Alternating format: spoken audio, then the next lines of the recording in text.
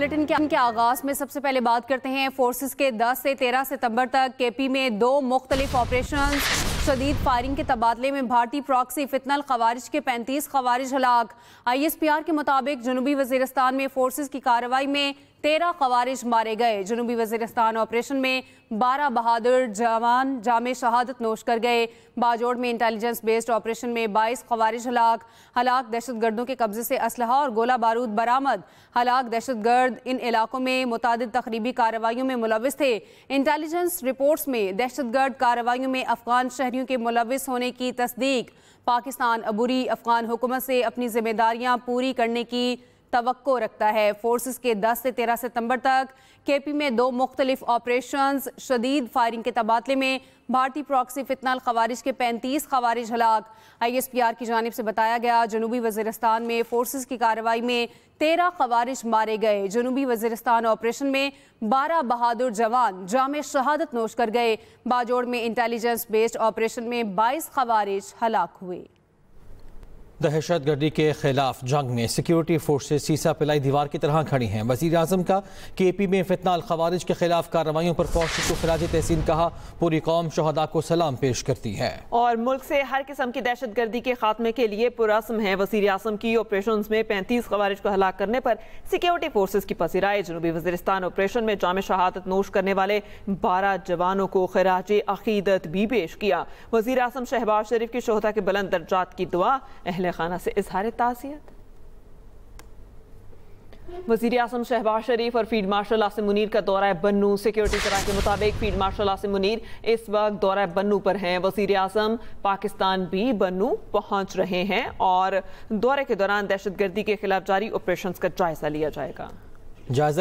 इसके साथ साथ दहशतगर्दी के खिलाफ जारी हिकमत अमली से मुताल्लिक अहम फैसले भी मुतवक्के हैं। वज़ीर आज़म पाकिस्तान भी बन्नू पहुँच रहे हैं, जबकि आर्मी चीफ की जानिब से बताया जा रहा है कि वो दौरा कर रहे हैं। दौरे के दौरान दहशतगर्दी के खिलाफ जारी ऑपरेशन का जायजा लिया जाएगा।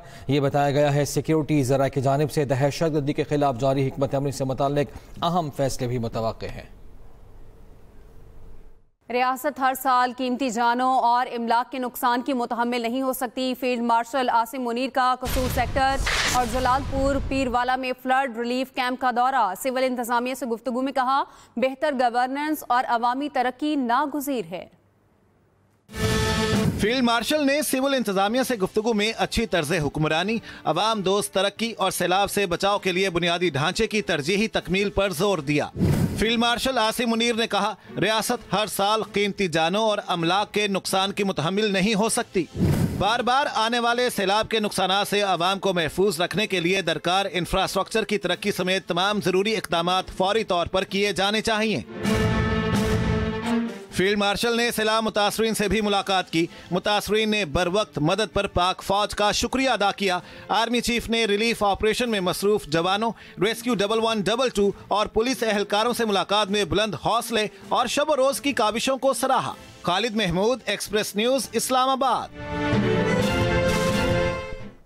मुल्तान की 2 तहसीलों में सैलाब से बड़ी तबाही। जलालपुर पीरवाला और शुजाबाद में सैलाब सब कुछ बहा कर ले गया। दर्जनों बस्तियां पानी की नजर, हजारों एकड़ पर खड़ी फसलें तबाह। जलालपुर पीरवाला में डाले गए शिगाफ की चौड़ाई में 200 फीट तक इजाफा। शुजाबाद में धुंधु बंद टूटने से हर तरफ सैलाबी पानी। मुतासरीन की हंगामी नकल मकानी। उधर शुजाबाद शहर को बचाने के लिए खैरपुर बंद की मजबूती के लिए काम जारी है। बंद बोसन और गिरदो नवाज से पानी की सतह कम हो रही है।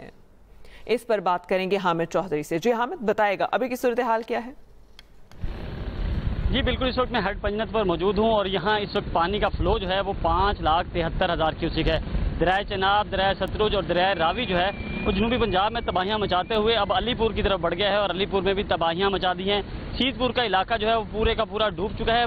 अलीपुर में जो है तबाही मची हुई है और रेस्क्यू का काम जो है वो जारी है। बड़ी तादाद में लोग जो है वो नकल मकानी करने पर मजबूर हैं, क्योंकि पानी की जो कहा जा रहा था कि पानी शहर की तरफ नहीं आएगा, सीतपुर में नहीं आएगा, लेकिन पानी का बहाव इतना ज़्यादा था कि उसने कस्बों के कस्बे जो हैं वो उजाड़ दिए हैं। तो हेड पंजनत पर अब जो है पानी आगे अब ये दरिया सिंध में शामिल होकर आगे तबाही मचाएगा। सिंध के लिए भी सिंध में तैयारियां मुकम्मल हैं। सिंध में जो है जो सैलाबी रेला है, बड़ा सैलाबी रेला जो 7 से 8 लाख क्यूसी का बताया जा रहा है, अब वो सिंध की तरफ उसने रुख कर लिया और वो सिंध में जाकर तबाहियां मचाएगा।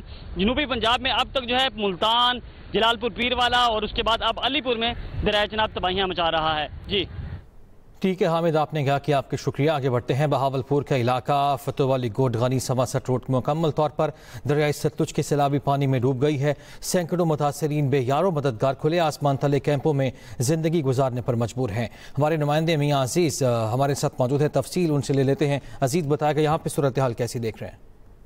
जी, इस टाइम दरियाए सतलुज में सैलाब अपने पूरे जोरों पर है, हर तरफ तबाही ही तबाही है।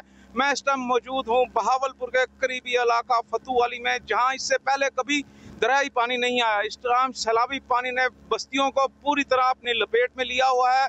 15 फुट कम से कम यहाँ पे पानी है। मेरे साथ यहाँ पे करीबी लोग मौजूद हैं जो अपनी मदद आपके तहत लोगों को यहाँ से रेस्क्यू करके बाहर लेके जा रहे हैं। उनसे पूछते हैं। भाईजान, ये बहावलपुर इस वक्त जिस तरीके से 200 किलोमीटर का एरिया पानी के अंदर घिरा हुआ है, ये मौजा बाखरी, फतूवाली और गोडगैना और समासटा के ये इलाके हैं। आप देख सकते हैं ये 15 फुट पानी है। ये छतें पानी के अंदर बह गई हैं और लोगों के मकानात ख़त्म हो गए हैं। बेसरो सामान की हालत के अंदर लोग सड़कों के ऊपर हैं। ये समासटा मेन रोड है जहाँ पे 15 फुट के ऊपर इस वक्त आप कश्ती में रिपोर्टिंग कर रहे हैं। ये आप देख सकते हैं कि ये सारे मकानात पानी में बह चुके हैं। शदीद मुतासर हुआ है बहावलपुर रियासत, जो मौसम पाकिस्तान रियासत है। तो आज ये मददगार की तलब है। आज हमें एक कौम बन के खड़ा होना होगा। जी, जैसा कि आपने सुना कि यहाँ पे तमाम लोग जो हैं ये पानी में इनका सामान बह गया है, कुछ फंसे हुए हैं। उनका कहना है कि हमें एक कौम बन के यहाँ हमें अपने आप को पेश करना होगा ताकि इस मुश्किल की घड़ी में हम दूसरों का, अपने भाइयों का साथ दे सकें। एक विकेट का सबसे बड़ा टाकरा पाकिस्तान और भारत के दरमियान 14 सितंबर को दुबई में होगा। पाकिस्तान और भारत की टीमों के पास कौन कौन से तुरब के पत्ते मौजूद हैं, एक नजर डालते हैं।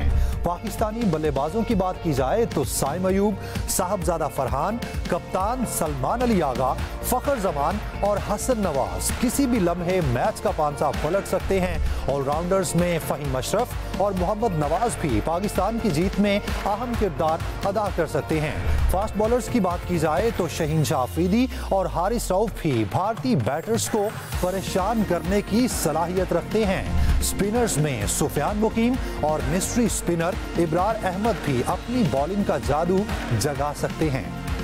अब बात कर लें भारतीय टीम की तो कप्तान सूर्या कुमार यादव, शुभमन गिल, अभिषेक शर्मा, तिलक वर्मा और संजू सैमसन बैटिंग में भारत के अहम प्यादे होंगे। ऑलराउंडर्स कैटेगरी में आलमी नंबर 1 हार्दिक पांड्या भारतीय टीम की रीढ़ की हड्डी माने जाते हैं। बॉलर्स में जसप्रीत बुमराह, हर्षदीप सिंह, हर्षित राणा, जबकि स्पिनर्स कुलदीप यादव और वरुण चक्रवर्ती भी पाकिस्तानी टीम को मुश्किल में डाल सकते हैं।